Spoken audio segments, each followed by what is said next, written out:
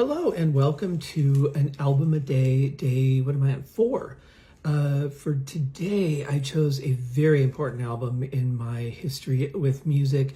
This was the album that really opened me up to a whole new genre of music that I didn't even know existed. And it came about, I was working for Marriott at Hewlett-Packard in Colorado Springs. I want to say this would be Christmas of 1988, because I think by 89 I had a car. And it was the company Christmas party, and one of the managers, her name was Cheryl. I don't remember her last name. She was very nice. She drew my name for the Secret Santa gift exchange, whatever it was called. And she gave me a cassette, and I got the vinyl just last year or earlier this year, actually. And it is this. This is the World of Private Music. It's actually a sampler. And I know what you're saying, Scott, why? Why would you buy an album that still has the sales sticker on it? It's going to kill the value. You're never going to get that off without leaving a mark. And you know what? You would be right. I would be terrified too. However, don't be terrified, because this actually has the original packaging still, like the cellophane is still there. So the sticker's actually on the cellophane and not the album. This was only released in 1986.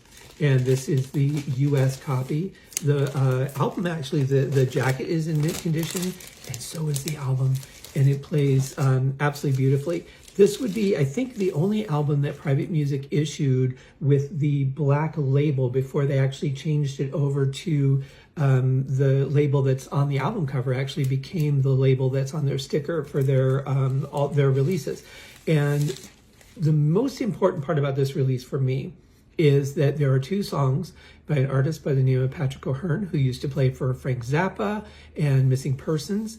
One of those songs is called Ancient Dreams. And Ancient Dreams was the song that kind of really just got me interested in the whole new age ambient genre, and eventually would lead me to write songs like Dreamscape and all of the new age music that I've gone on to write. But there's some other gems on here. There's 2 songs by Yanni. There is a song by Luda Huang, I think it's pronounced. Stanford Ponder has a great song in here called Fugwave. Leo Code has 3/4 North. Eddie Jobson, Outer Secrets, excellent song. Jerry Goodman's got a song on here, Sarah's Lullaby.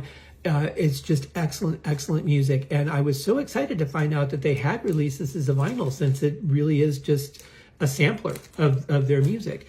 And but like I said, Ancient Dreams was the song that got me going. And if you haven't checked out my album Dreamscape, that would be one to see if you like that genre.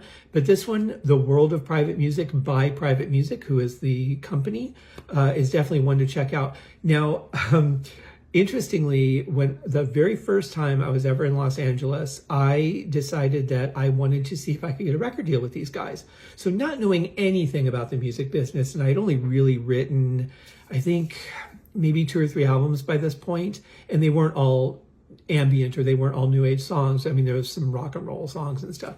So I drove to their location and called them from the parking garage and said, I'm in town, I'd like to set up a meeting with you guys. And they asked me if I was a music attorney, and I said no. And they said, we only speak to music attorneys, which I thought, okay, that's an eye-opening lesson in the business. I had no idea it worked that way, didn't know I would need an attorney, never got one, and never ended up getting a meeting with them because I didn't have any money at the time.